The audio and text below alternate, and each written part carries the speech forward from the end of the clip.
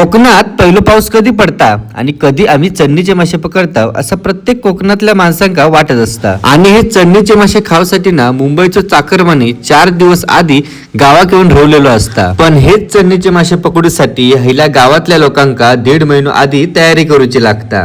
मंडळी, मी आता आमच्या गावात गणेश काकांकडे येलोय। त्यांच्या हय नदीत ना खाली तलावात ह्यो क्यू घातलो जाता आणि ह्या पाठी खूप मेहनत असता। ह्यो जर तुमका पूर्ण व्हिडिओ बघूचो असत ना तर मी SM मालवणी ह्या यूट्यूब चॅनलवरती ना संपूर्ण व्हिडिओ अपलोड केलंय, तर थंय जाऊन तुम्ही नक्की बघा।